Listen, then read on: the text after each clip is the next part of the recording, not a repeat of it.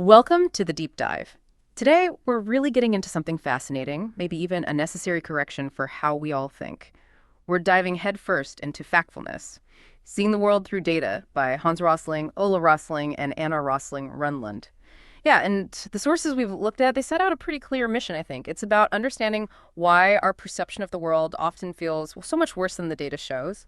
And crucially, figuring out the mental tools we need to move past that negativity and build a view based on facts. The real hook, the core idea of the book is this. Humans fundamentally have a negativity bias, a really strong one. We're just drawn to the dramatic, the scary news, and we often completely miss the slow, steady, data-proven improvements happening across the globe. It's not blind optimism, it's about being realistic. Exactly. And what's key is how the Roslings define factfulness. It's not something we just have, it's an active practice. It means consciously choosing to rely on data, on statistics, the verifiable stuff. Instead of letting our gut feelings or those powerful instincts, they identify the 10 instincts shape our view. And they argue that we all suffer from this. We get the world wrong because these 10 biases just constantly distort how we see things, locking us into pessimism.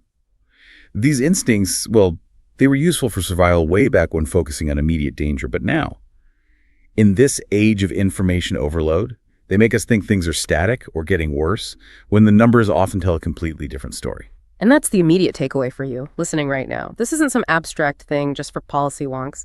These instincts filter everything you see. Every headline, every bit of news, market changes, health reports. Understanding these internal biases is like step one for genuine critical thinking. Okay, so let's start unpacking some of these filters. First up are the ones that make us simplify and divide everything. The big one is the gap instinct. Ah, yes, the gap instinct. That's the urge we have to see the world split neatly in two. Rich versus poor, developed versus developing, us versus them. We love those simple binaries. But the data Rosling presents shows that whole narrative is, well, fundamentally flawed. Okay, wait. Flawed how? Because honestly, most news about global inequality seems to reinforce that idea. This huge gap between the wealthy West and everyone else. What we're missing is the middle, the vast majority. Rosling's framework isn't two groups, it's 4 income levels. And most people on Earth, billions, are now on levels 2 and 3. We're talking people with access to basics like clean water, vaccines, maybe a bike, some disposable income. The gap instinct makes us imagine this huge valley of despair, but statistically, most people are on the slope in between the extremes. The gap often hides the reality of gradual progress. Right, that makes sense. It's a mental shortcut. But that kind of simplification, that leads straight to the size instinct, doesn't it? We see one dramatic number or event, and our whole sense of proportion goes out the window. Absolutely. The size instinct is exactly that. We let one vivid, maybe frightening example totally skew our judgment of how common or widespread something actually is. Think about, say, a major plane crash. Gets huge coverage, stirs up fear. But statistically, your risk is far, far higher from everyday things like car travel or even falls. We latch onto the big, scary outlier and ignore the vast, silent data set of normal life or gradual improvement. Okay, so we've misjudged the size, we've bought into the gap, then we fall into the generalization instinct, taking those few dramatic examples and applying them to everyone in a group. Precisely. It's assuming everyone in a country or a religion or even a generation is basically the same based on a few examples or stereotypes. It just erases all the variety and complexity within any group.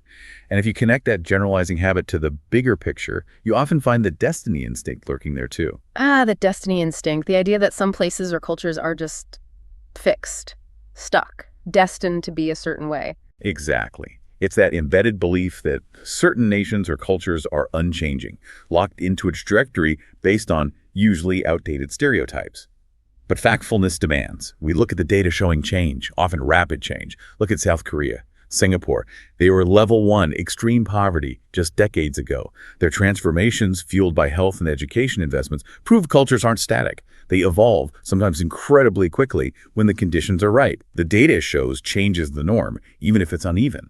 Okay, let's shift gears a bit to the instincts driven more by emotion. These are the ones the media often taps into, right? The big one, really central to Rosling's whole point, is the negativity instinct. Oh, definitely. This is our brain's tendency to constantly focus on the bad news. We're wired to notice threats and problems much more readily than slow, positive trends. So we see conflict, disaster, decline everywhere. But the actual evidence, the long-term data, often paints a very different picture.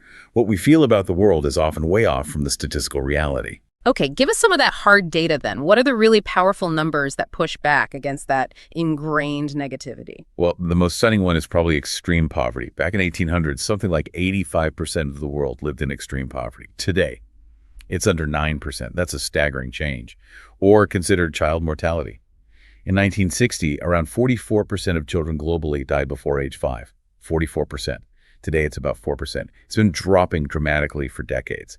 We are literally living through the greatest improvements in human history on many fronts, but because it's gradual and doesn't make for exciting headlines, our negativity instinct just filters it out. Wow, under 9%, 4%. That really is astonishing. And that slow progress, it's invisible, partly because the negativity instinct feeds right into the fear instinct. All the negative stories make us anxious, and then fear clouds our judgment.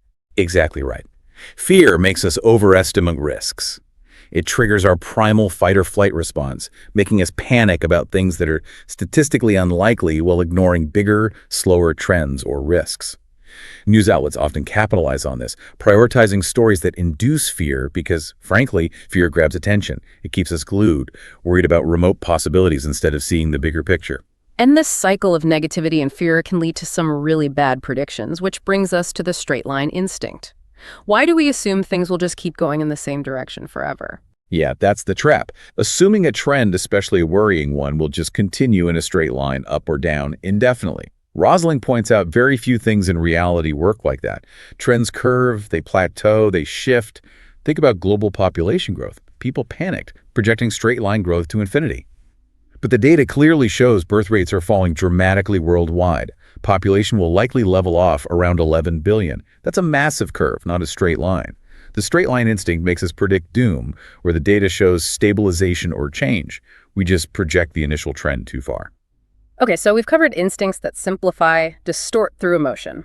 Now let's look at the last group. These seem to mess up our problem solving, right? Dealing with complexity and urgency. First is the single perspective instinct.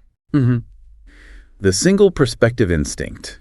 This one's dangerous because it makes us latch on to one single explanation, or worse, one single solution for problems that are incredibly complex. Think about huge global issues. Climate change, poverty, health crises. They're almost never solved by just one thing, whether it's a specific policy, a new technology, or some simple fix. Factfulness really pushes for having a toolkit of perspectives. If you only look at global health through an economic lens, for instance, you miss vital cultural factors or governance issues. If you only see climate change as a policy problem and ignore technological innovation or vice versa, you're missing half the picture. Yeah. You have to embrace the complexity. And that desire for a simple answer, a single cause, often feeds right into the next trap, the blame instinct. It's so much easier to find a villain. Oh, absolutely. The blame instinct is that knee-jerk reaction to find someone to point the finger at, a specific person, a company, a political party. Instead of doing the harder work, the real work of figuring out the systemic issues, the complex processes that actually led to the failure. Finding a scapegoat feels satisfying, sure, but it teaches us nothing about preventing it from happening again. And finding that villain demanding immediate action that can easily spiral into the final instinct Rosling identifies. The urgency instinct, this feeling that we have to do something right now. Yes, the urgency instinct. That overwhelming pressure to act immediately, often fueled by all that fear and negativity we just talked about. But Rosling warns that when urgency takes over, critical thinking shuts down. We make hasty, panicked decisions that are often counterproductive. He's not saying never act quickly in a true crisis, but he stresses that most problems actually benefit from taking a breath, getting reliable information, and then deciding.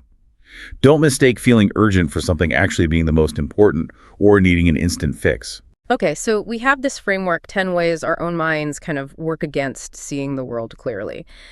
How do we actually put this into practice? What does adopting a fact-based worldview look like day to day? It really comes down to being constantly mindful, asking the right questions. The book gives concrete tools, data principles. Always ask, what do the numbers really say? Are these numbers in proportion? Actively look for that middle. Rosling talks about when you hear about global divides, challenge the gap instinct. Ask yourselves if a trend is really a straight line forever. Is it leveling off? Is there an S-curve the prediction ignores? It's about shifting from simple binary thinking towards seeing gradients in complexity. And it's really important to stress this isn't about being naively optimistic, right? It's not just saying everything's fine and ignoring genuine problems like inequality or climate change. No, not at all. That's a crucial distinction. Factfulness isn't about ignoring bad things. It's about also recognizing the good things, the progress, when it happens, based on evidence. Realistic optimism, grounded in facts, is actually motivating. It shows progress is possible because we can see where it has already happened, like with poverty or literacy. That's the only solid ground for making smart choices about the future. It's empowering, not naive. You can see why this approach resonated. Winning major science awards, it feels especially relevant now, doesn't it? As an antidote to all the misinformation and, that endless doom-scrolling culture, this framework is like a diagnostic tool for information. Anytime you read something that feels overly dramatic or too simple or just relentlessly negative, you can run it through these 10 filters. Did the gap instinct blind you to the majority in the middle? Did the single perspective instinct make you miss other crucial factors? So here's something for you to chew on this week. Think about a recent major failure you've seen in the news. Maybe a political issue, a corporate problem, some kind of system breakdown. Now, try applying that blame instinct filter. What happens to your understanding if you consciously resist finding the easy scapegoat and instead force yourself to focus only on the systemic reasons, the complex processes behind it? Give it a try. Look beyond the blame.